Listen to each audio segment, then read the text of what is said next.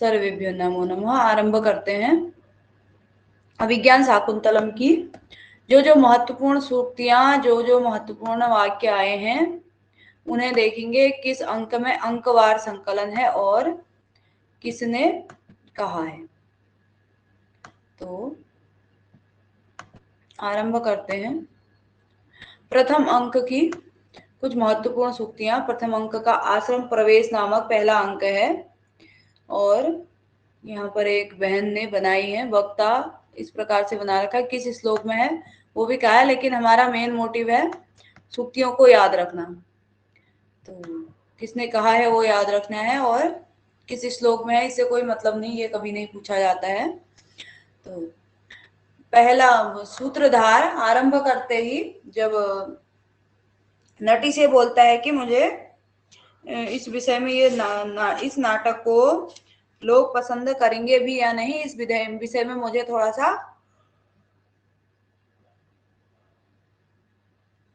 भय लग रहा है। और कहता है अपरितोषाद विदुषाम न साधु मन्ये प्रयोग विज्ञानम बलवद अभिशिक्षितानाम आत्मन्य प्रत्ययम चेतः। कह रहे हैं कि अपरितोषाद विदुषाम, जब तक विद्वान लोग संतुष्ट न हो जाते हैं तब तक प्रयोग विज्ञान, यानी कि जो भी हमने नया प्रयोग किया है, जो हमारा कार्य है, वह साधु नहीं माना जाएगा, वह अच्छा तब तक हम नहीं मानेंगे जब तक विद्वान लोग उसकी प्रशंसा न कर लें। बलवद अपि शिक्षितानाम आत्मन्य प्रत्ययम चेतः, बलपूर्वक, यानी कि बहुत अच्छे से भी जिसने पढ़ा होगा, जो बहुत ही ज्यादा शिक्षित भी होगा, तब भी अपने विषय में आत्मन्य प्रत्ययम चेतः, आत्मनि अप्रत्ययम चेतः, अपने विषय में विश्वास नहीं होता है, ऐसा है। उसके बाद राजा दुष्यंत का प्रवेश होता है। भवितव्यानाम द्वाराणि भवन्ति सर्वत्र। क्या होता है, जब राजा की भुजाएं फड़कने लगती हैं तो राजा कहता है कि यहाँ इस तपोवन में तो कैसे मनोरथ की पूर्ति हो सकती है, यहाँ क्योंकि जो उसकी दाई भुजा फड़कती है तो उसका मतलब होता है कि किसी प्रियजन की मुलाकात या प्रियजन की प्राप्ति। तो कहता है कि यहाँ पर कैसे हो सकता है। अथवा भवितव्यानाम द्वाराणि भवन्ति सर्वत्र, जो होनहार होती हैं, जो होना होता है, उनके द्वार सर्वत्र होते हैं। उसके बाद अगला शकुंतला को देख करके राजा फिर से कहता है कि मैं भी मधुराणाम मंडनम नाकृतीनाम, सुंदर आकृतियों के लिए कौन सी वस्तु आभूषण नहीं बन जाती हैं। तो ये जो तन्वी है, ये जो सुंदर स्त्री है, सुंदर कन्या है, यह वलकलों में भी सुंदर लग रही है। इयम अधिक मनोज्ञा वलकलेनापि तन्वी किमिहि मधुराणाम मंडनम नाकृतीनाम। उसके बाद आगे सताम ही संदेह पदेषु वस्तुषु प्रमाणमन्तः कर्ण प्रवृत्तयः। सताम ही संदेह पदेषु वस्तुषु, सज्जनों का संदेह से युक्त वस्तुओं में, जहां पर जिनमें संदेह हो जाता है, प्रमाणम अंतःकरण प्रवृत्तियां, अंतःकरण प्रवृत्तियां ही क्या होती है, प्रमाण होती हैं। सज्जनों के संदेह से युक्त वस्तुओं में अंतःकरण प्रवृत्तियां ही प्रमाण होती हैं, यह राजा कहता है। जब शकुंतला के विषय में वह सोचता है कि कहीं ये ब्राह्मण कन्या तो नहीं है, मेरे लिए अयोग्य तो नहीं है, तब कहता है कि जब मेरी अंतःकरण प्रवृत्तियां इसके प्रति आकर्षित हो रही हैं तो सताम ही संदेह पदेषु वस्तुषु प्रमाणम अंतःकरण प्रवृत्तियां, अंतःकरण प्रवृत्तियां ही प्रमाण होती है, यानी कि मेरा मन कह रहा है कि ये मेरे योग्य होगी। उसके बाद जब भ्रमर उस शकुंतला को परेशान करने लगता है तो राजा कहता है कि हम तो वयम तत्वान वेशान मधुकरः, मधुकर, हे मधुकर, वयम तत्वान वेशा हताह, तत्वान वेशाद हताह त्वम खलु कृति ही, तुम धन्य हो गई हो, यानी कि शकुंतला के अधरोष्ट का पान करके तुम धन्य हो गए हो, हम तो तत्व का अन्वेषण करने में ही मारे गए, यानी कि हम ढूंढते ही रह गए ये हमारे योग्य है कि नहीं है, इस प्रकार से। लेकिन तुम धन्य हो गए हो, तुमने इसके अधर का पान कर लिया है। उसके बाद आगे चलेंगे।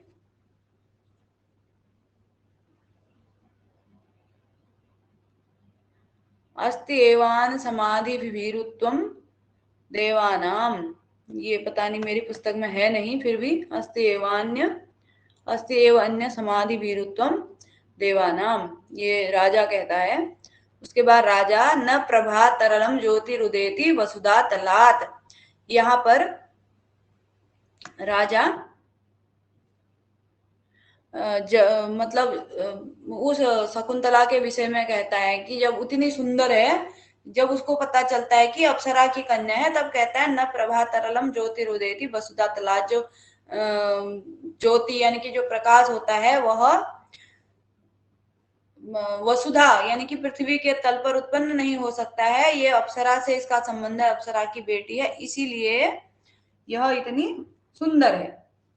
उसके बाद राजा जब तपोवन में प्रवेश करता है, क्योंकि ये मैंने किसी से बोला था आप बना देना, तो जो छूट गए थे वो मैंने फिर खुद से लिखे हैं। विनीत वेसेण, यहाँ पर ये वाला शायद 100 होगा। विनीत वेशेण प्रवेष्टव्यानि तपोवनानि नाम, तपोवनों में विनीत वेश से, अत्यधिक विनम्र वेश से प्रवेश करना चाहिए। प्रियांशी जी का स्वागत है, प्रियांशी जी के द्वारा ही ये पंक्ति क्या कहते हैं, इम्पोर्टेंट सूक्तियां और पंक्तियां जो जो कथन इम्पोर्टेंट है वे संकलित किए गए हैं, तो कुछ रह गए थे उनको मैंने इस प्रकार से लिखा है। विनीत वेशेण प्रवेष्टव्यानि तपोवनानि नाम, तपोवन में विनीत वेश में ही प्रवेश करना चाहिए, क्योंकि राजा रास्ते में ही जब तपोवन है करके ऐसे पता चला, तो सूत को जो सारथी होता है उसको अपने जो आभूषण इत्यादि थे उन्हें उतार करके दे देता है, कहता है कि तपोवन में विनीत वेश में ही, विनम्र वेश में ही प्रवेश करना चाहिए, तड़क भड़क से राजा के रूप में तपोवन में नहीं जाना चाहिए। तो इस प्रकार से और कुछ अन्य और हैं। दूरी कृता खलु गुणई उद्यान लता वन लता भी, जब राजा उसको देखता है शकुंतला को, तब कहता है कि ये जिस प्रकार से ये वन में भी इतनी सुंदर है, और इस प्रकार की सुंदरता अंतःपुर की स्त्रियों में नहीं है।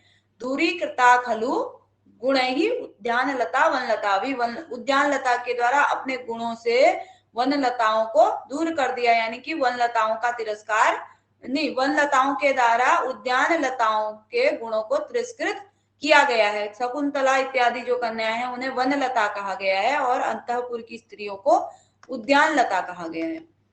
उसके बाद विवर्तित भूरि भूरियमद्यः वीक्ष्यते भयाद अकामापि शिक्ष्यते भयाद अकामापि हि दृष्टि विभ्रमम्। विवर्तित भूरिमयद्यः शिक्षते भयाद अकामापि दृष्टि विभ्रमम, जब भंवरा उसको परेशान करता है शकुंतला को, तो उस समय वह आंखों को इधर उधर करती है, तो तब ये कहता है अकामा अपि भयाद, डर से भयाद, अकामा अपि यानी कि काम युक्त न होने पर भी यह शिक्षते दृष्टि विभ्रमम, दृष्टि विभ्रम सीख रही है, यानी कि आंखों के द्वारा किया जाने वाला कटाक्ष सीख रही है। उसके बाद राज रक्षितव्यानि तपोवनानि नाम, राजा के द्वारा तपोवन की रक्षा की जाती है या की जानी चाहिए। यहाँ पर क्या होता है, जब उस शकुंतला को भंवरा परेशान कर देता है, भ्रमर परेशान कर देता है, तो तब कहती है कि राजा से हम वो बचाओ मुझे कहती है, तो कहता है कि राजा नहीं, सखियां कहती हैं कि राजा को बोलो राज रक्षितव्यानि तपोवनानि नाम। उसके बाद जब राजा उस शकुंतला के विषय में पूछता है, तो धर्म चरणे अपि परवशो अयम जनः, यह प्रियंवदा कहती है, वो कहते हैं कि ये आजीवन ब्रह्मचर्य का पालन करेगी या फिर विवाह इत्यादि करेगी, तो तब प्रियंवदा बताती है कि धर्म चरणे अपि परवशो अयम जनः, ये धर्म का आचरण करने में भी दूसरे के वश में, यानी कि पिताजी इसका विवाह जल्दी ही कर देंगे, अभी उनकी आज्ञा है कि तपोवन में रहें और ये धर्म का आचरण करें। तो ये क्या है, परवश है, दूसरे के बस में है। इस प्रकार से प्रथम अंक की सूक्तियां होती हैं। फिर द्वितीय अंक आसम निवेश नामक द्वितीय अंक है। तो गंडस्य उपरि पिंडकः संवृत्तः, ये इस प्रकार से भी शायद आपकी पुस्तक में होगा। गंडस्य उपरि पिंडकस्य, गंडस्य उपरि पिंडकः संवृत्तः, ऐसा मेरी पुस्तक में है। तो ये विदूषक कहता है जब राजा क्योंकि शकुंतला का वृत्तांत बताता है तो फोड़े पर और फोड़ा हो गया। एक तो वैसे ही वन वन घूमते फिरते हैं, भटकते फिरते हैं, और ऊपर से कल से जो शकुंतला के विषय में वृत्तांत आता है, ये फोड़े पर और फोड़ा हो गया है। कामम प्रियान सुलभा मनस्तु तद्भाव दर्शनाश्वासी अकृताथेपि मनसिजे रतिम उभय प्रार्थना कुरुते। यहाँ पर राजा कहता है जब, यानी कि दोनों तरफ से जब क्या होता है, दोनों तरफ से जब रति की प्रार्थना होती है तो वह प्राप्त हो ही जाता है। इस प्रकार से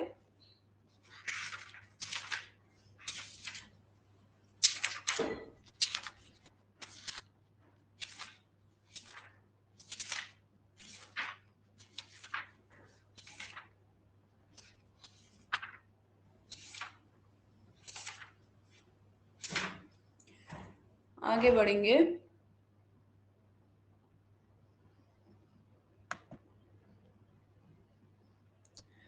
फिर छूट तो नहीं गया कुछ है।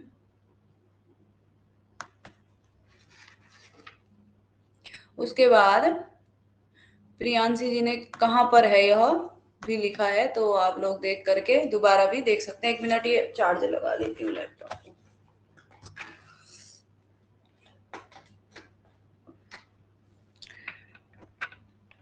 एवं आत्म अभिप्राय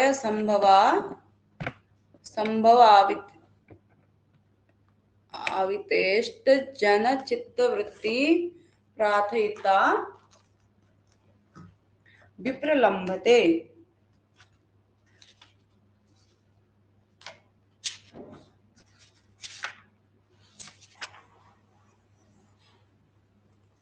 तो यहाँ पर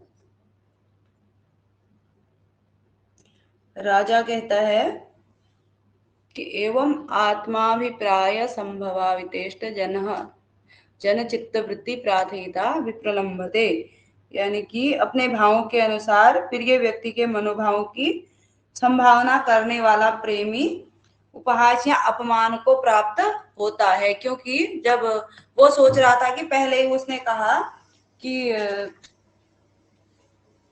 जो शकुंतला है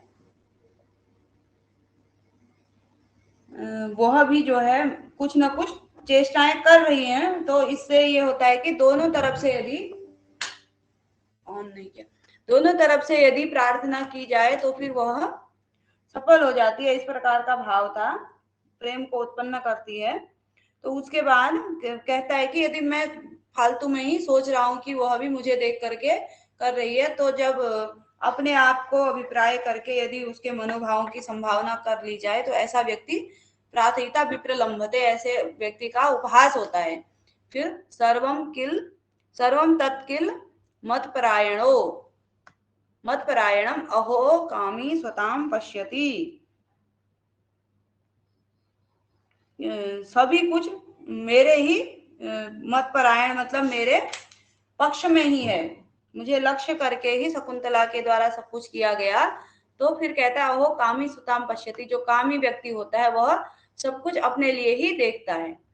अरण्य खलु मया रुदित्वा, ये विदूषक कहता है क्योंकि राजा मेरी कुछ बात सुनता नहीं है, मेरे द्वारा अरण्य रोदन किया जा रहा है।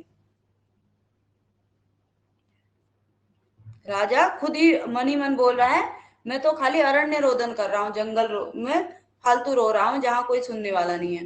उसके बाद सेनापति इस मृगया की प्रशंसा करता है। मेदच्छेद कसोदरम लघु भवत्युत्साह योग्यम वपु, ये मृगया की प्रशंसा की, इससे पेट छोटा हो जाता है, चर्बी घट जाती है, और उत्साह योग्यम वपु, एकदम ही शरीर उत्साह युक्त हो जाता है। फिर समः प्रधानेषु तपोधनेषु वाला पूरा श्लोक इंपॉर्टेंट है ऐसा।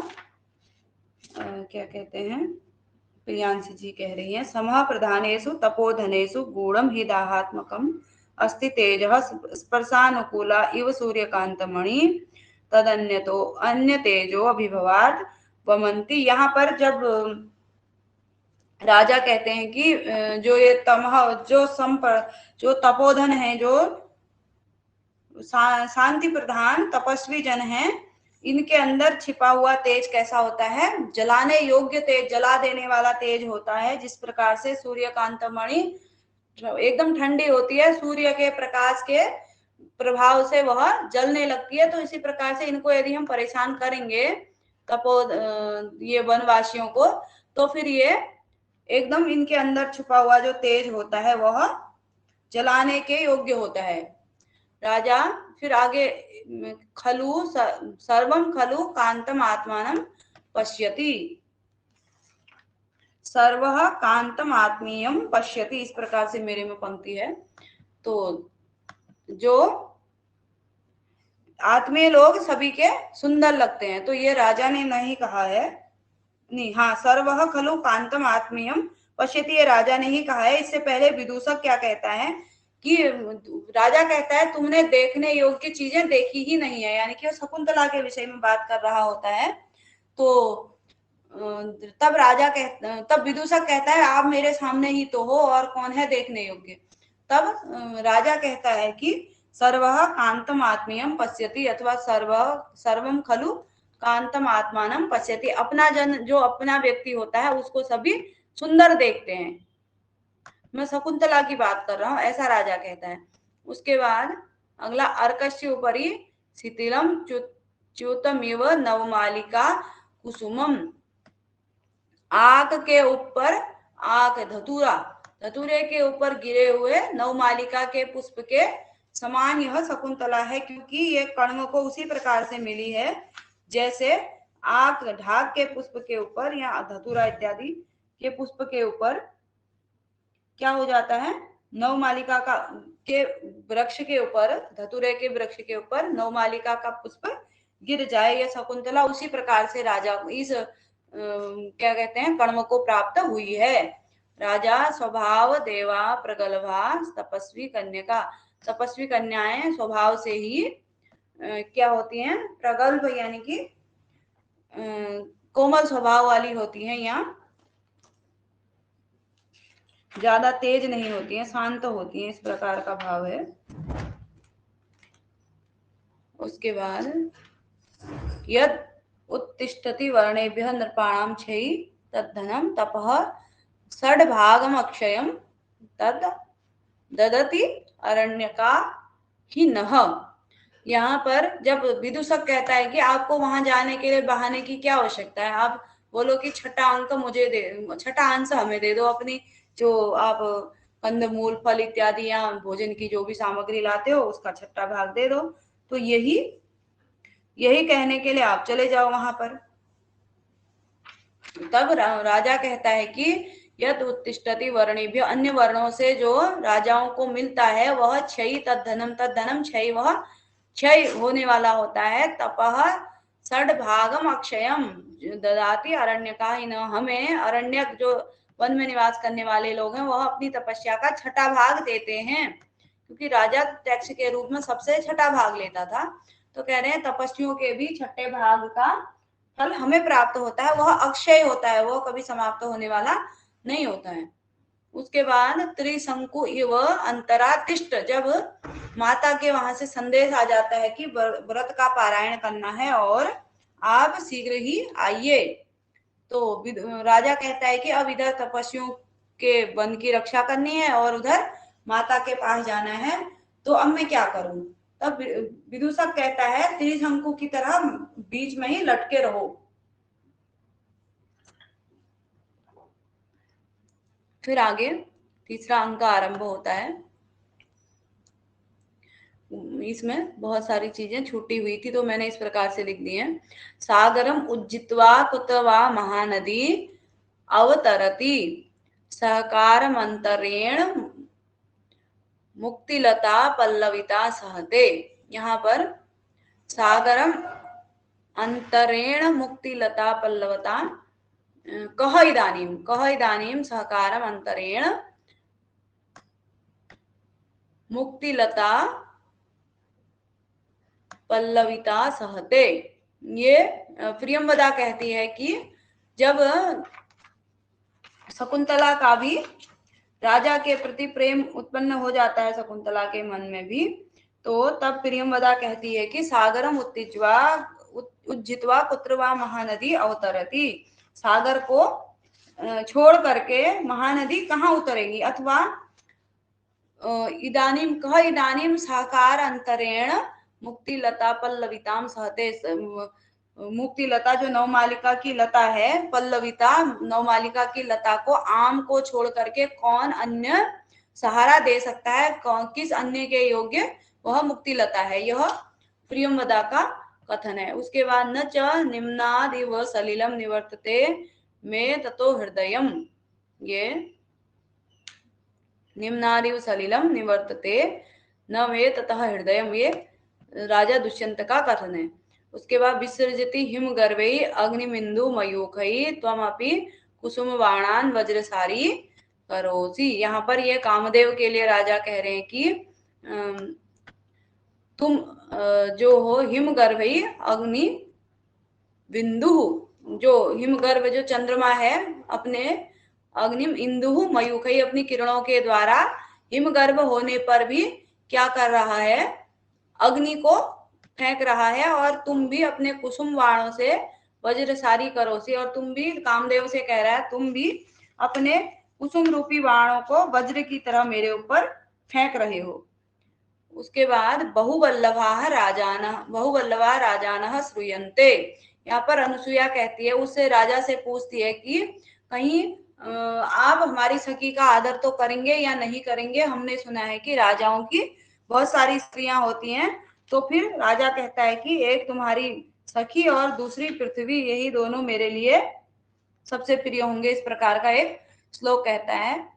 और न रत्नम अन्विष्यति मृग्यते हि तत्, जब वो शकुंतला जब पत्र लिख रही होती है तो राजा मन ही मन कहता है, ये पंक्ति ये कुमार संभव में भी है, तो ये यहाँ पर तो मुझे लग रहा है उच्चिप्त श्लोक के रूप में है, श्लोक संख्या नहीं दी उसमें, फिर भी अच्छी पंक्ति है। रत्नम न रत्नम अन्विष्यति मृग्यते हि तत्, रत्न किसी को नहीं खोजता है, उसको खोजा जाता है। इस प्रकार का भाव है। जब शकुंतला पत्र लिख रही थी और सोच रही थी कहीं मेरा जो मनोरथ है वह गलत तो नहीं है, राजा कहीं मुझे चाहते हैं या नहीं, अपमानित तो नहीं कर देंगे, तब राजा उधर से मन में कहता है कि रत्न, तुम तो एक रत्न के समान हो, तुम्हें इस प्रकार का प्रयत्न नहीं करना चाहिए, तुम्हें तो मैं खोज रहा हूं, इस प्रकार का।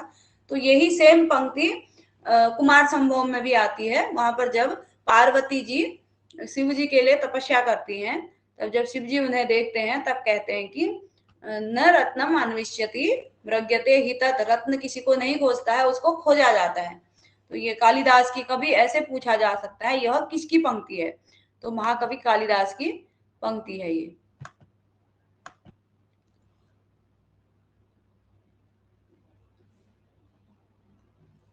अहो विघ्नवत्यः प्रार्थितार्थ सिद्धयः, जब बीच में ही गौतमी आ जाती है तो कह रहे हैं जो प्रार्थित अर्थ सिद्ध है, जो चाहे गए अर्थ, यानी कि जिनके अत्यधिक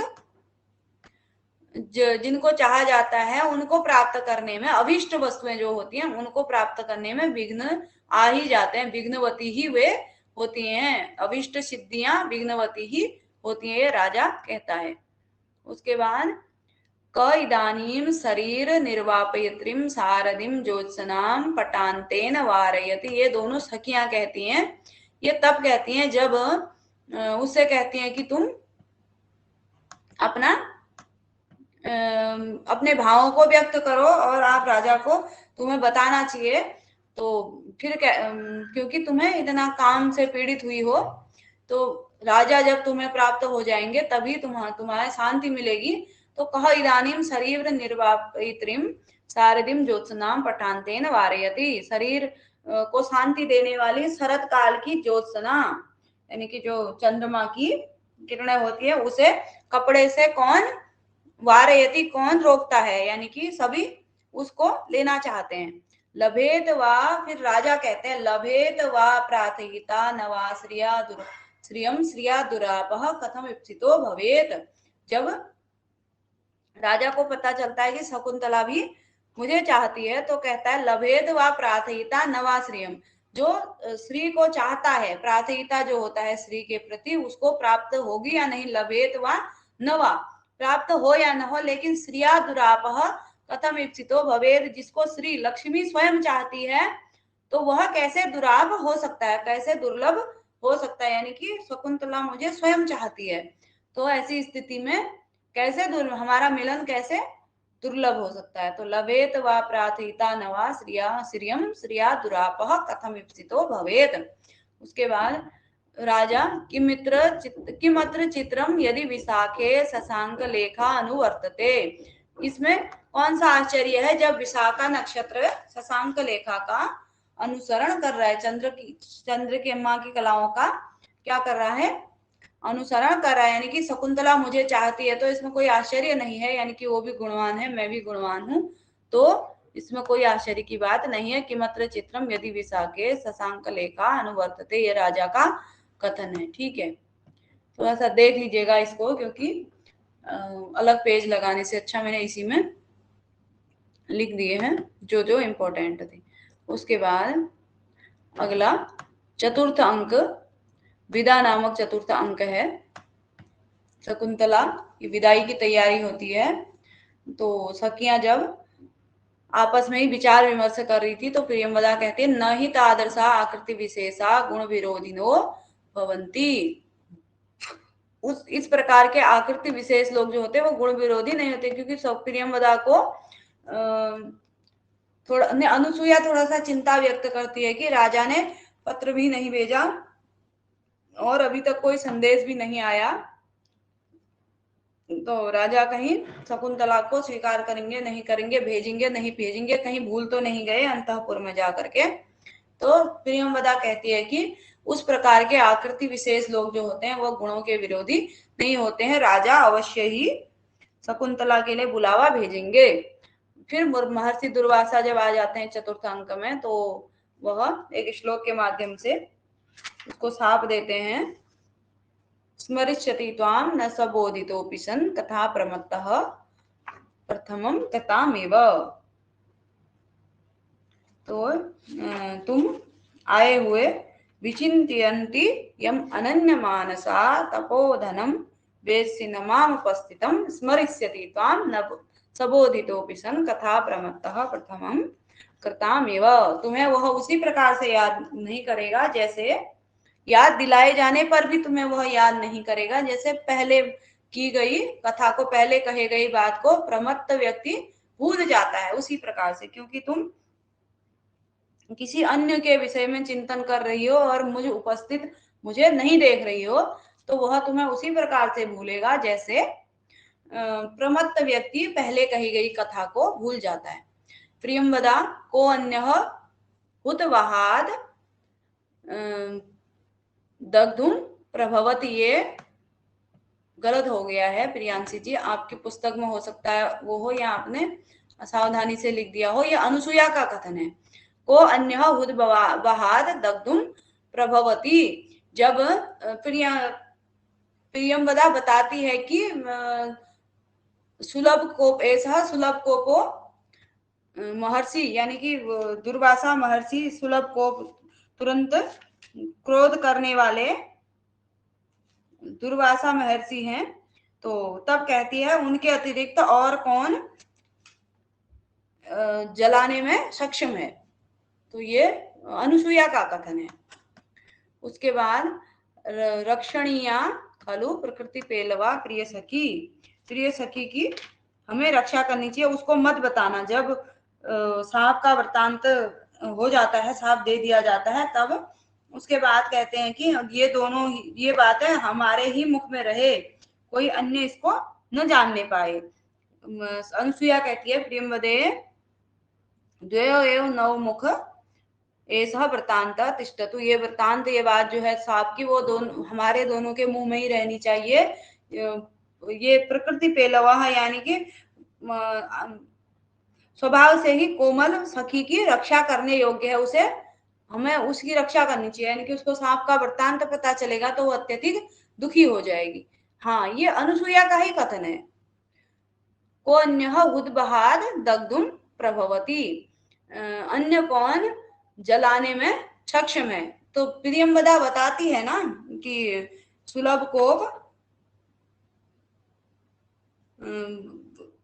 सुलभ कोपह महर्षि दुर्वासा महर्षि है, तो उनके अतिरिक्त तब अनुसुईया कहती है कि उनके अतिरिक्त और कौन साप दे सकता है। दोनों कथन उसी के हैं। प्रियंवदा कस्तावद उष्णोदकेन नवमालिकाम सिंचती, ये फिर जब ऐसा कहती है कि दोनों हम दोनों के मुख में रहना चाहिए, तो कहती है कौन उष्ण उदक से नहीं गर्म जल से नवमालिका को सींचेगा, यानी कि उतनी कोमल सी हमारी सखी को ऐसी कठोर बात हम कैसे बताएंगे, कौन करेगा ऐसा, तो मैं भी नहीं बताऊंगी। उसके बाद ये शिष्य उठता है तो वह चंद्रमा की के विषय में प्रातः काल का करता है। याते कतोस्त शिखरम पतिरोसदीनाम आविष्कृतोरुण पुरस्सर एकतोर्तः तेजोद्वयस्य। सविता यादव जी आज नहीं जुड़ चुकी हैं। अभिज्ञान शाकुंतलम की इंपॉर्टेंट सूक्तियां चल रही हैं, तीसरे अंक में हम आए हैं। तो तेजोद्वय से युगपद व्यसनोदयाभ्याम लोको नियमित युवात्म दशांतरेषु, ये शिष्य प्रातः काल उठ करके वर्णन करता है। उसके बाद फिर अगला श्लोक भी शिष्य का ही है। तो क्या कहता है, इष्ट जन प्रवास जनिता अवला जनस्य दुखानि नूनम अतिमात्र सुदुस्सहानि। ये कुमुदवती के विषय में कहता है कि अंतर्निहिते ससिनी सैव कुमुदवती में दृष्टिम न नंदयति स्मरणीय शोभा। इष्ट जन प्रवास जनिता अवला जनस्य दुखानि नूनम अतिमात्र दुस्सहानि। यहाँ पर कि ससिनी अंतर्निहित हो गया, चंद्रमा छुप गया है, और वह वही कुमुदवती जो चंद्रमा के उदय होने पर खिली हुई दृष्टि को आनंद प्रदान करती है, वही अभी उसकी शोभा जो है वह उतना आनंद नहीं प्रदान कर रही है। तो जो अबला जन होती हैं, जो स्त्रियां होती हैं, इष्टजन प्रवास जनिता दुखानी अतिमात्र शुद्ध दुस्सहानी, जो इष्ट जनों के वियोग से अबला जनों के जो स्त्रियों के का जो वियोग को जो दुख होता है वे शुद्ध दुस्सहानी वह सहन करने योग्य नहीं होता है। उसके बाद दिष्टया धूमोपरुद्ध दृष्टि अपि यजमानस्य पावकस्य एव मुखे आहुति निर्पतिता। दिष्टया सौभाग्य से धूमोपरुद्ध दृष्टि अपि यजमानस्य धूमोपरुद्ध दृष्टि अपि पावकस्य एव मुखे आहुति पतिता। यहाँ पर कण्व का कथन, कण्व ऐसा कह रहे थे, प्रियंवदा आकर के अनुसुईया को बताती है कि सौभाग्य से धुएं से रोकी गई दृष्टि वाले यजमान की भी आहुति जो है अग्नि में ही गिरी, यानी कि शकुंतला ने अपने मन से विवाह कर दिया, उसको कोई अच्छा बुरा का ज्ञान नहीं था, फिर भी उचित जगह पर ही उसका विवाह हुआ है, ऐसा कण्व का कथन है। छंदोमयी वाणी के द्वारा कण्व को बताया जाता है। दुष्यंतेना हितम तेजो दधानाम भूतये भुवः अवेहितनयाम ब्रह्म अग्नि गर्भा समीव, ब्रह्मन अग्निगर्भा समीव। तो राजन जो विवाह का वृत्तांत होता है वह कण्व को छंदोमयी वाणी के द्वारा पता चलता है। तो छंदोमयी वाणी बताती है कि दुष्यंत के तेज को धारण करती हुई भूतये भुवन के संसार के कल्याण के लिए तुम्हारी जो आपकी जो कन्या है उसे आप कैसा समझे, ये ब्रह्मन अग्निगर्भा समी के समान उसको समझे, अपनी तनयाम अपनी पुत्री को समझे। तो इस प्रकार से दुष्यंत का तेज धारण किया है उसने, यानी कि वह गर्भवती है, इस प्रकार का आकाशवाणी के द्वारा पता चल जाता है, छंदोमाई वाणी के द्वारा। ये तो वही था, दोबारा खुल गया कि वही पेज। संगीता जी भी जुड़ चुकी हैं, लगता है आजकल देर में उठ रहे हैं लोग। और गौतमी जाते भर्तु महुमानस वर्तु बहुमान सुख हेतुकम देवी शब्दम अभी गमत। तो यहाँ पर सुप्रभात, गौतमी आशीर्वाद देती है कि भर्तु बहुमान सुख हेतुकम देवी शब्दम अभी गमतुम, भर्तु के द्वारा अत्यधिक, पति के द्वारा अत्यधिक प्रेम को प्राप्त करो, महादेवी पद को प्राप्त करो। तपस्विन्या वीर प्रसविनी भव, वीर पुत्र को जन्म देने वाली हो, ऐसा आशीर्वाद देती हैं। ये प्रियमदा का कथन है, ये भी मेरी पुस्तक में नहीं मिला। प्रियांशी जी, आपकी और मेरी पुस्तक में बहुत अंतर है। हला कोटर संभवापि मधुकरी पुष्कर मद्वेव अभिलसति, कोटर संभवापि मधुकरी पुष्करम देव अभिलसति, ये प्रियमदा का कथन है। फिर ये श्लोक चतुष्टय में आता है, यास्यति अद्य शकुंतलेति हृदयम संस्पृष्टम उत्कंठया कंठस्तंभित वाष्प कलुषस चिंता जड़म दर्शनम। तो किस प्रकार से जो घर में रहने वाले जो गृहस्थी लोग हैं उनको पुत्री के जाने पर कैसे रोहित जी का भी स्वागत है। विज्ञान शाकुंतलम की महत्वपूर्ण सूक्तियां चल रही हैं। तो किस प्रकार से मुझे दुख हो रहा है, मेरा हृदय रुधा जा रहा है शकुंतला के जाने पर, तो जो गृहस्थ लोग हैं वो कैसे पीड़ित नहीं होते होंगे, ये श्लोक का भाव है। तो उसके बाद आगे कर्म, ये जिस प्रकार से ये आते रिव शर्मिष्ठा भर्तु बहुमता भव पुत्रम त्वमपि सम्राजम सेव पुरुम आपनुहि, आशीर्वाद देते हैं जिस प्रकार से ययाति के द्वारा शर्मिष्ठा को अत्यधिक सम्मान प्रेम इत्यादि प्राप्त हुआ, उसी प्रकार से तुम भी प्राप्त करो और पुरु के समान, क्या हो जाता है इस, पुरु के समान पुत्र को प्राप्त करो। जाते वरह खलु एस नासी, ये ना इम्पोर्टेंट नहीं लग रहा है, फिर भी ये तुम्हारे लिए इसके अतिरिक्त कोई और आशीर्वाद, जाते वरह खलु एस नासी, ये आशीर्वाद नहीं है, ये वरदान है, ऐसा गौतमी कहती है जब ये आती वाला आशीर्वाद ये कण्व देते हैं तो उसी समय।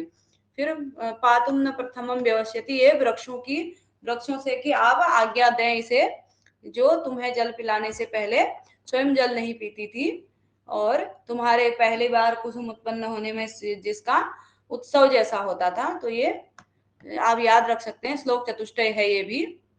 4 श्लोक महत्वपूर्ण है ना जो कण्व ने कहे हैं। पहला शकुंतला आज जा रही है वाला, यास्यति अद्य शकुंतलेति हृदयम वाला। दूसरा पातुम न प्रथमम व्यवस्यति जलम, ये वाला श्लोक भी श्लोक चतुष्टय में आता है। उसके बाद शांतानुकूल पवनश्च शिवश्च पंथाः, ये आकाशवाणी के द्वारा आपका मार्ग शुभ हो, सुंदर पवन वाला मार्ग हो और सुंदर मार्ग हो, इस प्रकार का आकाशवाणी के द्वारा कहा जाता है।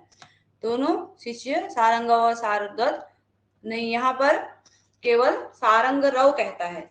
ओदकांत स्नग्धो अनुगम्यते, हो सकता है प्रियांशी जी के द्वारा ये नोट्स बनाए गए हैं, उनकी पुस्तक में अलग होगा, लेकिन ओदकांत स्नग्धो अनुगम्यते, जो प्रिय व्यक्ति को छोड़ने के लिए जल तक जाना चाहिए, जल के किनारे तक, यानी कि जहां पर तालाब इत्यादि हो, जल का स्थान हो, वहां तक जाना चाहिए। तो इसको सारंग रव ही कहता है कि गुरुजी आप लौट जाइए यहाँ से कर्मों से, और हम इसे छोड़ने के लिए जा ही रहे हैं। तो जो प्रिय व्यक्ति को छोड़ने के लिए जाया जाता है वह जल के किनारे तक जाया जाता है।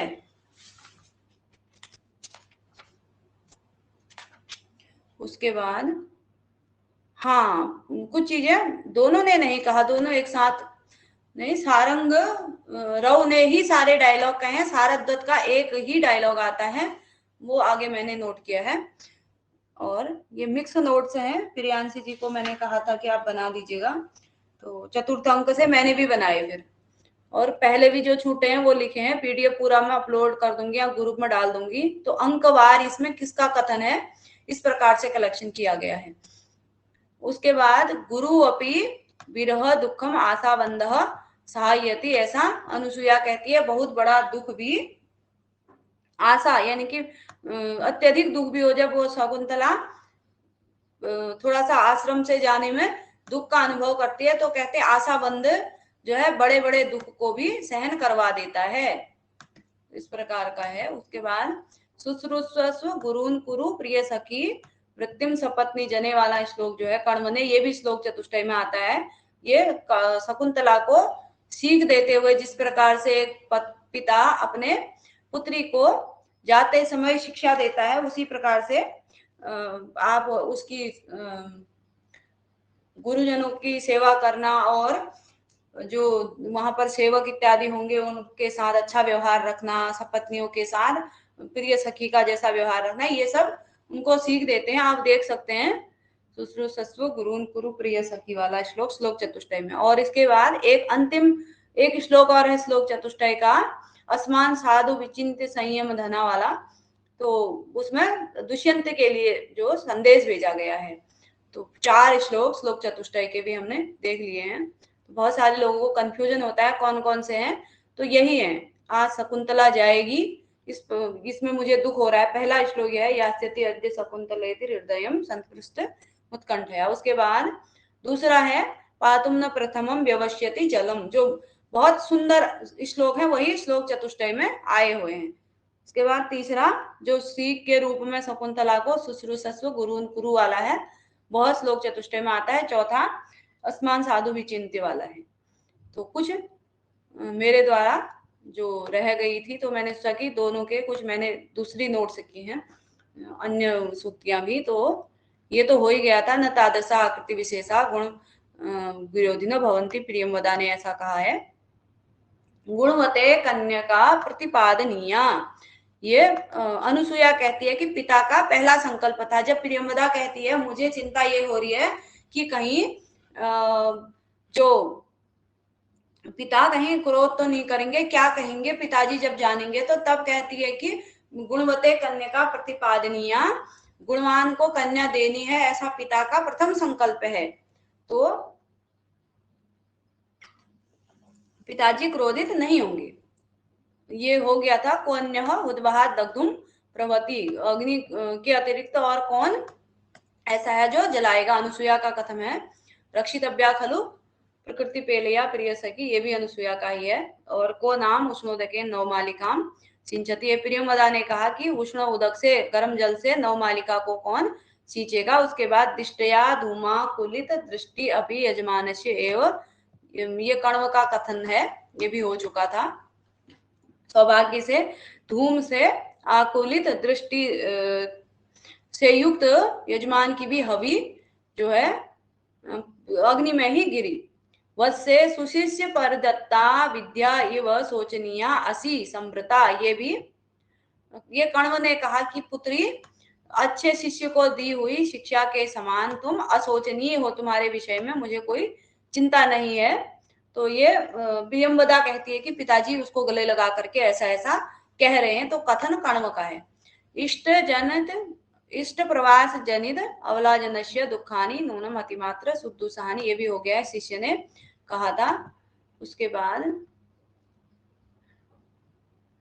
ये वही छंदोमयी वाणी के द्वारा, फिर आकाशवाणी के द्वारा शांतानुकूल पवनश्च शिवश्च पंथा, ये भी हो गया है। गुरु अपि विरह दुख आशावंदम सहायति, ये भी हो गया था। अति स्नेह पाप संकी, दोनों सखियां जब शकुंतला को कहती है कि यदि दुष्यंत न पहचाने तुझे तो अंगूठी दिखा देना, तो वो कहती है इस चीज को सुन करके मेरा मन डरने वाला है। वो कहते कुछ नहीं, ऐसा कुछ नहीं है, केवल हम स्नेह के कारण कह रहे हैं। अत्यधिक स्नेह जो होता है वो पाप संकी हो जाता है, अलग गलत आशंका करने लगता है। तो इस प्रकार से दोनों सखियों का कथन है।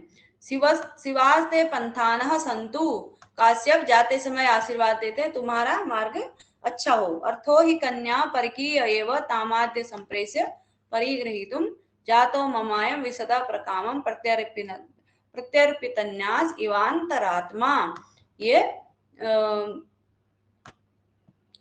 कर्म कहते हैं कि आज कन्या जो है परकीय धन है और उसको देख करके आज मैं बहुत ही शांति का अनुभव कर रहा हूं। तो जब चले जाती है उसके बाद श्लोक के रूप में कहते हैं। ये वही प्रियांशी जी ने भी लिखा है पूरा श्लोक जो मैं कह चुकी हूँ। थोड़ा सा आपके में अलग है ये। अर्थो ही कन्या परकीय एवं तामाद्य संप्रेष्य परिगृहीतु जातो ममायम विशदा प्रकाम। मेरे में ऐसा है, आपके जातो अस्मि सद्यो विशदांतरात्मा चिरस्य निक्षेप इवर्पयित्वा। थोड़ा अलग है, मेरे में अलग है, पुस्तकों में अलग अलग होता है। शांत्ये करिष्यसि पदम पुनः आश्रमे अस्मिन। यहाँ पर जब वो शकुंतला पूछती है कि पिताजी मैं दोबारा कब इस आश्रम में आऊंगी, तो तब कण्व कहते हैं कि अपने पुत्र को राजकाज सौंप करके पति के सहित तुम इस शांत आश्रम पद को पुनः प्राप्त करोगी, इस आश्रम पद में पुनः आओगी। उसके बाद प्रत्याख्यान नामक पंचम अंक आरंभ होता है। जब वो वहां पहुंच जाते हैं तो तब फिर क्या होता है, तो पहले एक वैतालिक राजा की स्तुति कर रहा है। अनुभवती ही मूर्धना पादपस तीव्र मुस्लम समयति परितापम छायया संस्कृत आत्मानाम। ये वैतालिक का कथन है। हंसवती हंसपदिका है उसका नाम, आपके में हंसवती। थोड़ा सा पुस्तक में ये डिफरेंट ही है। हंसपदिका उसका, हंसपदिका और वसुमती दो हैं रानियां। तो वसुमती की बाद की है, हंसपदिका पहली है। तो हम राजा ने हंसपदिका से मिलना जुलना छोड़ दिया होगा, तो वह हाँ, तो वह क्या कर रही है, राजा को ताना मारने के लिए संगीत के माध्यम से कह रही है। अभिनव मधुलोलुपो भवास तथा परिचुम्बे चूत मंजरीम कमल वसती मात्र निवृतो मधुकर विस्मृतो एनाम कथम। हे मधुकर, जिस आम्र मंजरी का तुमने पहले ही रसपान किया था, परिचुम्बे, और अभी अभिनव मधु नए मधु के लोलुप, हे मधुकर, कमल में बसने मात्र से ही तुम उसे कैसे भूल गए हो। ये हंस पदिका कहती है। सारंगरव ये जब राजा एकदम ही विनम्र स्वभाव का है ऐसा देखता है, तो तब कहता है भवंती नम्रा तरवः फलोद्गमे नवाम्बुभि दुर्विलंबिनो घना अनुदत्ता सत्पुरुषा समृद्धि स्वभाव एवेश परोपकारिणाम। ये सारंगराव कहता है कि हम अधिक आश्चर्यचकित नहीं हुए हैं राजा का व्यवहार देख के। जब वृक्षों में फल लगते हैं तो वह नम्र हो जाते हैं, और बादलों में जब पानी आ जाता है, नव अंबु, जब बादल पानी से भर जाते हैं तो वो लटक जाते हैं नीचे को। और सत्पुरुष भी उसी प्रकार से समृद्धियों को प्राप्त करने पर कैसे हो जाते हैं, अच्छे व्यवहार वाले हो जाते हैं। ये परोपकारियों का स्वभाव ही है। राजा जब शकुंतला को देखता है तो मध्य तपोधनानाम किशलयमिव पांडुपत्राणाम, तपस्वियों के बीच में ये शकुंतला वैसी लग रही है जैसे नया किशलय पांडु पत्रों के मध्य हो, पीले पत्तों के मध्य नया किशलय हो। तो राजा उस शकुंतला को देख करके कहता है। फिर अनिर्वर्णीयम खरु खलु पर कलत्रम, दूसरे की स्त्री के विषय में ज्यादा नहीं बोलना चाहिए, ऐसा राजा बोलता है। सारंगरव सतीमपि ज्ञाति कुलेक संश्रया जनोन्यथा भर्तिमति विसंकते अथ समीपे परिणे तुरिष्यते प्रिया प्रिया वा प्रमदा जनस्य प्रमदा स्वबंधुवी। थोड़ा सा अलग लग रहा है, कोई नहीं। तो यहाँ पर सतीमपि ज्ञाति कुलेक संश्रया, यानी कि जो सती भी होती है, यानी कि पतिव्रता भी होती है, यदि वह अपने बंधुजनों के घर में रहती है तो अन्य लोग क्या सोचते हैं उसके विषय में अन्य ही सोचने लगते हैं। तो इसलिए उसके बंधुजन चाहते हैं कि वह चाहे अपने पति को प्रिय हो या अप्रिय हो, वह अपने ससुराल में ही रहे। ये सारंगरव कहता है। उसके बाद सारंगरव मूर्छन्त्यमी विकारा प्रायण ऐश्वर्य मत्तानाम, जो ऐश्वर्यशाली लोग हो जाते हैं, जिनके पास अत्यधिक धन संपत्ति हो जाती है, तो उनको भिखार इसी प्रकार से मूर्छित कर देते हैं। जब राजा ये मेरी पत्नी नहीं है, मैंने विवाह नहीं किया, ऐसा कहता है, तो तब सारंगरव ऐसा कह देता है। राजा इदम तावत प्रत्युपन्न मतित्व स्त्रीणाम, जब जैसे गौतमी बोलती है कि सची तीर्थ में तुम्हारी अंगूठी गिर गई होगी, तो उस समय राजा कहता है कि ये तो स्त्रियों की प्रति उत्पन्न मति बुद्धि है, एकदम से तुमने बहाना ढूंढ लिया। तो उसके बाद फिर से राजा कहता है स्त्रीणाम अशिक्षित पटुत्वम अमानुषीषु संदृश्यते किमुत या परिबोधवत्यः प्राग अंतरिक्ष गमनाद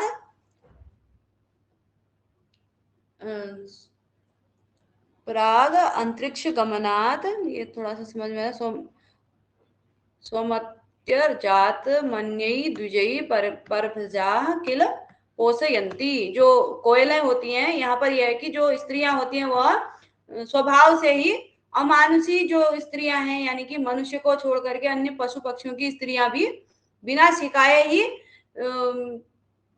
पटुता को सीख लेती हैं, चालाकी को सीख लेती हैं। जिस प्रकार से अंतरिक्ष में उड़ने से पूर्व जो कोयल होती है अपने पक्षियों को, अपने बच्चों को अन्य द्विजों के, अन्य पक्षियों के घोंसले में पाल लेती हैं। सारंगरव आगे कौन सा कथा, अथ परीक्ष कर्तव्यम विशेषा संगतम रह अज्ञात हृदयेषु एवं वैरी भवती सहृदयम, यानी कि तुमने परीक्षा कर करके ही, उसकी परीक्षा लेकर के ही उसे विशेष रूप से संगति करनी चाहिए थी अज्ञात हृदय के विषय में। अज्ञात हृदयेषु एवं वैरी भवती सहृदयम, अज्ञात हृदय पर मित्रता करना, अज्ञात हृदय पर विश्वास करना इसी प्रकार से दुख को देने वाला होता है। ये सारंगरव का कथन है जब राजा पहचानने से इनकार कर देता है। कुमुदान्य एव शशांक सविदा बोधयति पंकजान्य एव बसिना ही परिग्रह संश्लेष परांगमुखी वृत्ति। ये राजा कहता है कि जब वो छोड़ जाते हैं शकुंतला को, तो राजा वो कहते हैं यहीं रहे, हम जा रहे हैं। तो कहता है कि आप इसके साथ ऐसा धोखा कर रहे हैं, इसको यहाँ छोड़ के जा रहे हैं, आप ये सोच रहे होंगे कि राजा रख लेगा हमारे जाने के बाद। तो कुमुदिनियों को शशांक चंद्रमा ही खिलाता है और कमलों को सूर्य ही खिलाता है। उसी प्रकार से जो अपनी इंद्रियों को वश में करने वाले लोग होते हैं वे परिग्रह, दूसरे की स्त्री के विषय में परांगमुखी होते हैं, परांगमुखी वृत्ति होती है, वो दूसरे की स्त्री के विषय में सोचते भी नहीं है। इस प्रकार का। उसके बाद कुछ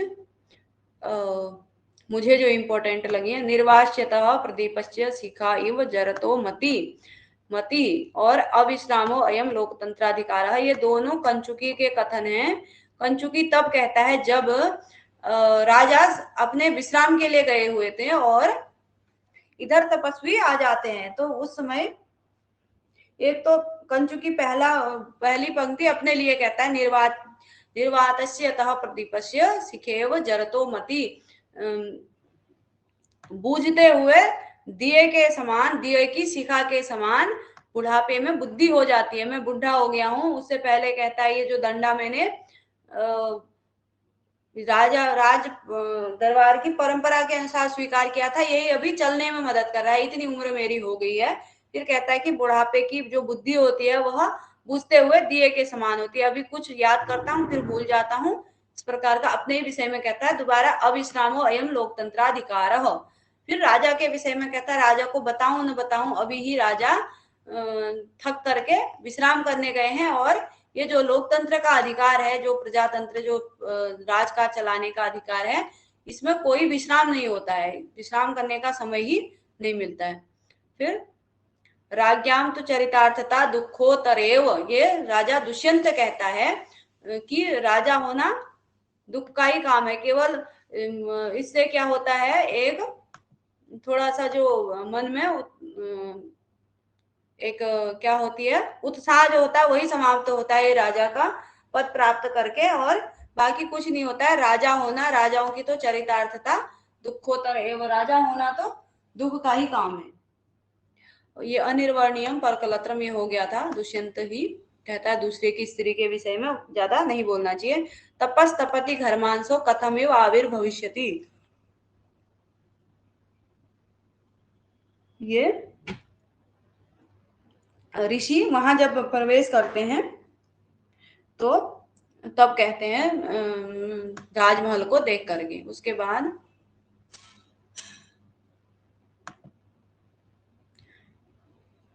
पावकः खलु वचनोपन्यासः, ये शकुंतला कहती है जब राजा कहता है कि नहीं मैंने कोई विवाह नहीं किया है, तो शकुंतला कहती है इनके तो वचनों का उपन्यास, यानी कि वचन ही अग्नि के समान वचन कह रहे हैं, अब क्या इसके आगे मैं क्या कह सकती हूँ, क्योंकि जब विवाह को ही ये नकार दे रहे हैं।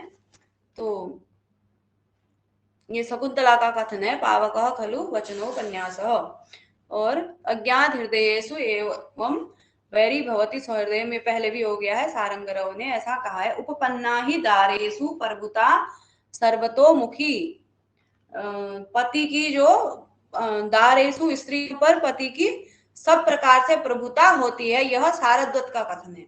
कि कहता है जो हमने गुरुजनों का, सारंगरव को चुप करवाता है, जो हमने गुरुजनों का संदेश था वह इनको कह दिया है, अब हम चलते हैं, इनका अपनी पत्नी पर पूरा अधिकार है। उपपन्ना ही दारेषु प्रभुता सर्वतोमुखी, यहाँ स्वीकार करें यहाँ छोड़ें, ये इनका अधिकार है, हमारा कोई इसमें टेंशन नहीं है, हम इसको छोड़ करके चले जाते हैं।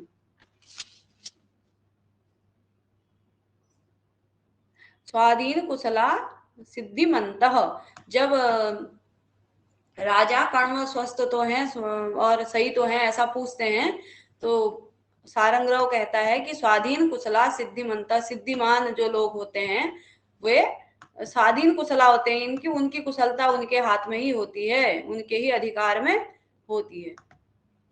उसके बाद बोरिंग तो नहीं हो रही है आप लोगों को, समाप्त कर लेंगे ना सारी पंक्तियां जितनी भी इंपॉर्टेंट हैं, कल से कुछ और आरंभ करेंगे। तो अब छठा अंक है, याद आ गया है, पश्चाताप नामक अंक है।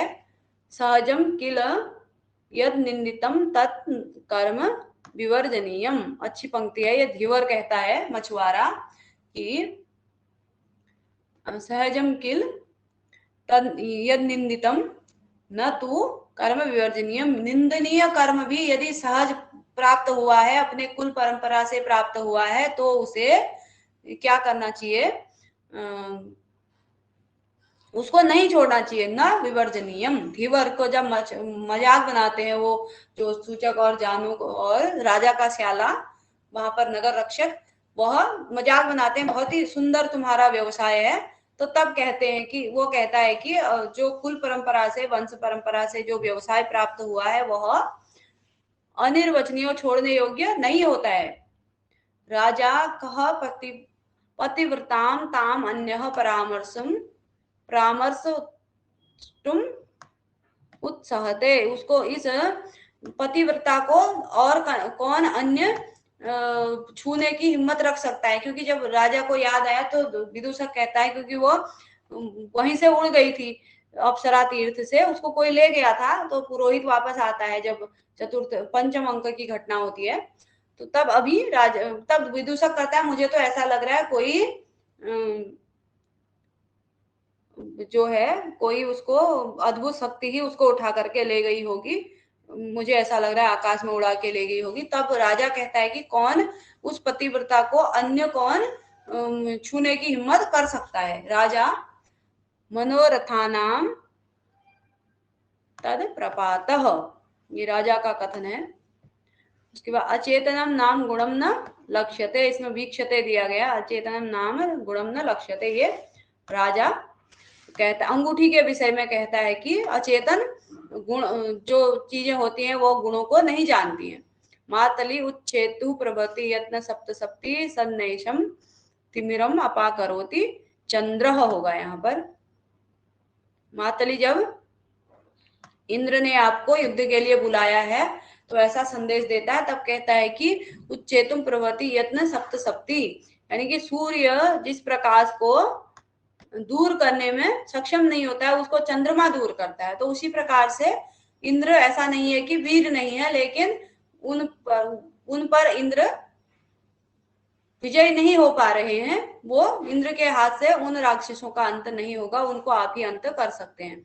मातली तेजस्वी संचोबात प्रायः प्रतिपद्यते तेजः। तो तेजस्वी लोगों का जो तेज होता है वह क्रोध दिलाने से ही याद आता है, क्योंकि यदि मैं आपको क्रोधित नहीं करता तो फिर टाइपिंग मिस्टेक है। हाँ, चंद्र है वह। उसके बाद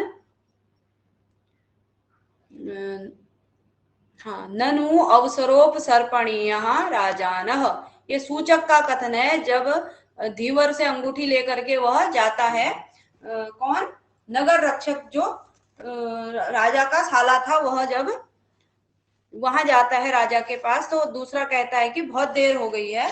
तो सूचक और जानूक नामक दो सिपाही होते हैं। तो सूचक कहता है राजा के पास जाने के लिए अवसर लेना पड़ता है, यानी कि थोड़ा समय लगता ही है राजा के पास जाने में। अवसरोपसर्पणीय राजा न, फिर ये जहां पर मधु जो महोत्सव होता है, जो वसंत उत्सव, उसको रोका जाता है। तो वो दोनों जो परभर्तिका और मधुकरिका थी, वो उन्हें नहीं पता होता है, तो कामदेव की पूजा करती हैं। तो वो कहती है कि मैं तुम्हारे कंधे का सहारा लेती हूँ। तो वो कहती है दूसरी वाली कि जब इस पूजा का फल मुझे भी मिलेगा तभी मैं तुम्हें सहारा दूंगी। तो तब मधुकरिका एकमेव नवजीवितम द्विधा स्थितम शरीरम, हमारा जीवन एक ही है, केवल शरीर ही दो है। इस प्रकार की बात कहती है उद्यान पालिका मधुकरिका और प्रभृतिका। तो मधुकरिका का कथन है उत्सव प्रिया खलु मनुष्य, ये सानुमति का कथन है कि मनुष्य उत्सव प्रिय होते हैं। कि राजा ने वसंत उत्सव को क्यों रोका है, इसका कुछ न कुछ कारण अवश्य होगा, बड़ा कारण होगा, वरना मनुष्य तो उत्सव प्रिय होते हैं। भवितव्यता खलु बलवती, ये विदूषक कहता है। और सत्पुरुषा शोक वास्तव्या न भवंती, सत्पुरुष लोग शोक करने, क्योंकि अब राजा अत्यधिक शोक कर रहा है। तो उस समय तो विदूषक कहता है कि सत्पुरुष शोक करने योग्य नहीं होते हैं। और प्रवाते अपनी निष्कंपया गिरयः, अत्यधिक प्रवात आंधी चलने पर भी जो पहाड़ होते हैं, जो पर्वत होते हैं, वे निष्कंप होते हैं, वे कंपायमान नहीं होते हैं। उसी प्रकार से सत्पुरुष लोग भी कितनी बड़ी भी विपत्ति आ जाए, वो शोक करने योग्य नहीं होते। ये विदूषक का कथन है। और भवितव्यता खलु बलवती भी विदूषक का ही कथन है, जब क्योंकि ऐसी ही होनहार ही बलवान होती है, ऐसा होना होगा, इसलिए आपने मुझे भी नहीं बताया, मजाक है ऐसा कह करके टाल दिया। तो मैं भी उस समय नहीं था यहाँ पर उपस्थित, तो ये सब होना ही था। अवश्यम भावी चिंतनीय समागमो भविष्यति, विदूषक कहता है कि आप दोनों का जो समागम है वह अवश्यम भावी और अचिंतनीय है। आप चिंता मत करो, एक दिन आप अवश्य ही मिल जाएंगे। ये विदूषक का कथन है। ये अचेतनम नाम गुणम न लक्षेत, ये हो गया था, राजा कहता है अंगूठी के विषय में। उसके बाद सर्वासु अवस्थासु रमणीयत्वम आकृति विशेषाणाम, ये कंचुकी कहता है कि इतने शोक में होने पर भी ये सुंदर लग रहे हैं। तो जो रमणीय आकृति विशेष जो होते हैं, वो सभी अवस्थाओं में क्या होते हैं, रमणीय लगते हैं। उसके बाद कष्टम खलु अनपत्यता, जब उस व्यापारी के विषय में जब कथन आता है, तो उस समय राजा कहता है कि अनपत्यता क्या है, कष्टकारी होती है, बहुत ही कष्टकारी होती है। और अगला, जब उस व्यापारी के गर्भस्थ शिशु को राजा उसकी संपत्ति दे देता है, तो कहता है गर्भः पित्यम रिक्तम अर्हति, जो गर्भ है वह पिता की, गर्भ में स्थित जो भी संतान है, वह पिता के जो भी पिता की वसीयत होती है, जो पिता का की संपत्ति होती है, उसका अधिकारी होती है।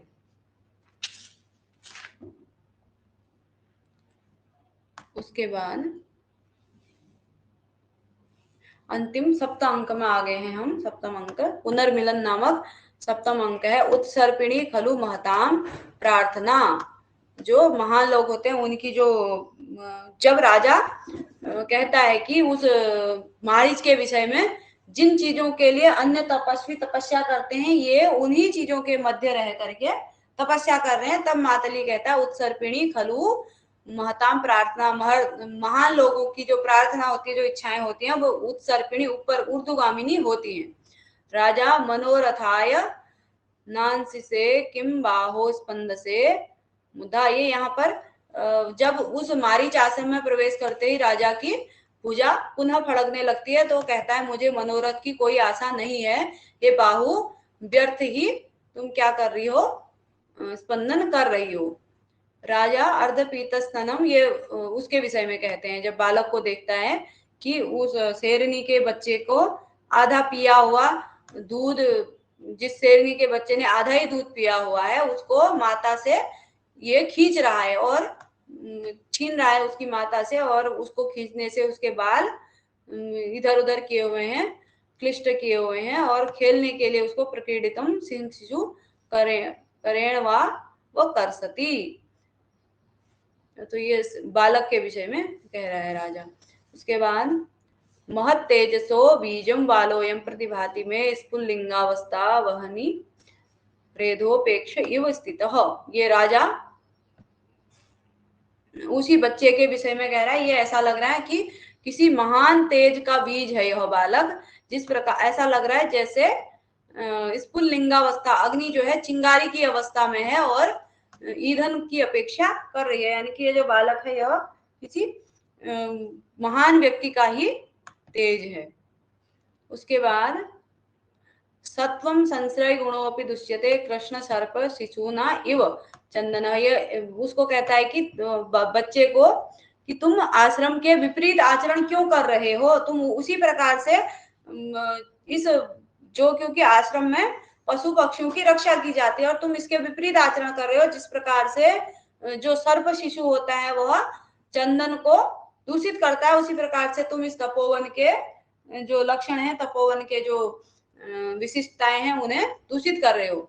अनार्य खलु परदार व्यवहार, अनार्य खलु परदार प्रक्षा व्यापार, ऐसा दिया गया है।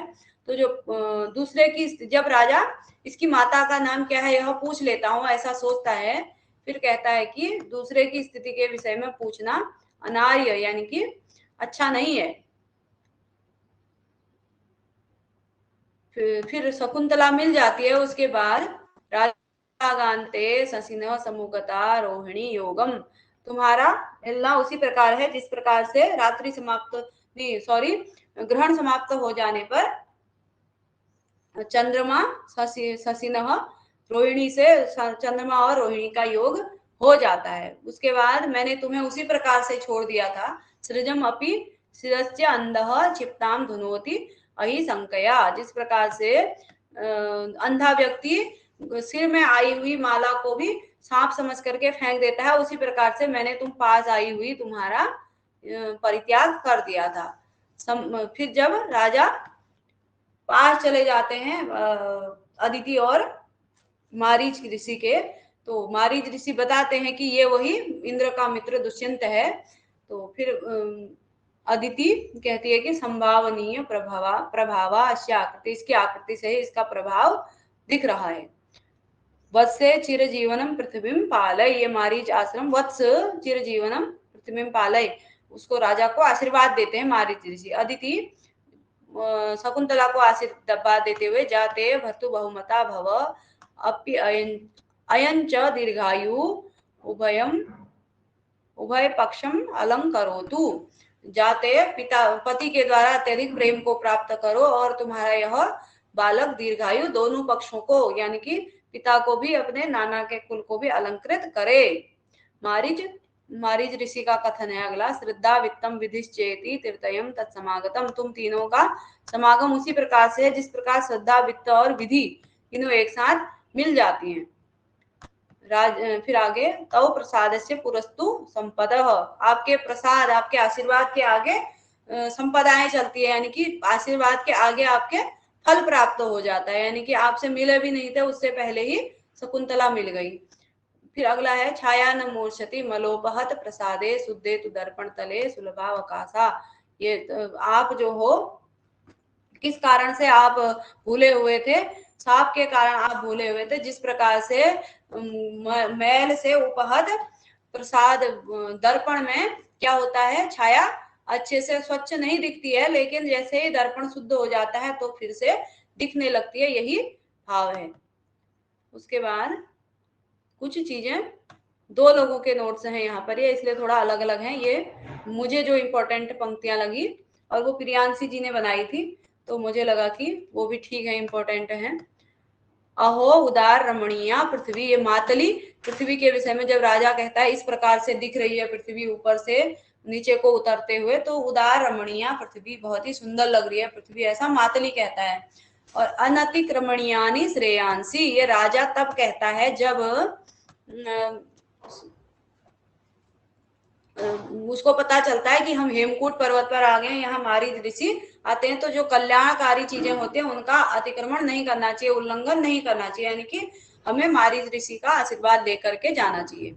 उत्सर्पिणी खलु महताम प्रार्थना, ये मातली ने कहा, ये हो गया था पहले ही। उसके बाद अपत्यता माम वत्सलयति, जो अनपत्यता होगा यहाँ पर, असंतानहीनता मुझे प्रेम उत्पन्न कर रही है मेरे मन में इस बच्चे को देख करके। राजा सोचते हैं कि इसके प्रति मुझे इतना क्यों प्रेम उत्पन्न हो रहा है, तो अनपत्यता माम वत्सलयति, मेरा संतानहीनता मुझे प्रेम उत्पन्न करवा रही है। अनार्य परदार व्यवहार, ये हो गई है। उसके बाद सृजम अपि शिरस्य अंधः क्षिप्ताम धुनोति अहि संकया, ये राजा ने वही कथन है कि माला की तरह, जिस प्रकार से अंधा व्यक्ति माला को फेंक देता है, उसी प्रकार सांप समझ करके फेंक देता है, उसी प्रकार से मैंने तुम्हें छोड़ दिया। किम ईश्वराणाम परोक्षम, मातली कह, जब राजा पूछते हैं कि ये मुझे शकुंतला मिल गई है, तो ये वृत्तांत इंद्र को पता होगा या नहीं होगा, तो मातली कहते हैं कि ईश्वराणाम परोक्षम, ईश्वरों के लिए यानी कि ऐश्वर्यशालियों के लिए कौन सी बात परोक्ष होती है, इंद्र ने जान ही लिया होगा। संभावनीयानुभव भावस्य आकृति, संभावनीयानुभावस्य आकृति, वही बात है। अदिति कहती है, पहले भी हो गया है, कि इनकी आकृति से ही इनके प्रभाव का पता चल रहा है। उसके बाद छाया न मूर्छति मलोपहत प्रसादे दर्पण तले सुलभा वकासा, ये मारीच जब शोक का साप का वृतांत बताते हैं कि इस कारण से आप भूले हुए थे, तो जिस प्रकार से दर्पण गंदा हो जाने पर अच्छी छाया को नहीं देता है, उसी प्रकार से आप भी साप के कारण भूल गए थे, अभी दूर हो गया है तो आप को याद आ गया है। तो इस प्रकार से हमने आज जितनी भी इम्पोर्टेंट पंक्तियां थी वो सब देखी हैं, और मैं इसे अपलोड भी कर दूंगी, और आप लोग भी अपने नोट्स में शामिल करेंगे, क्योंकि पंक्तियां पूछ ली जाती है यह किसका कथन है, तो इम्पोर्टेंट होती हैं। आप सभी का धन्यवाद, आप जुड़े रहें इसके लिए। और प्रियांशी जी ने नोट्स बना करके भेजे थे, तो उनका भी बहुत बहुत धन्यवाद। तो चलिए अभी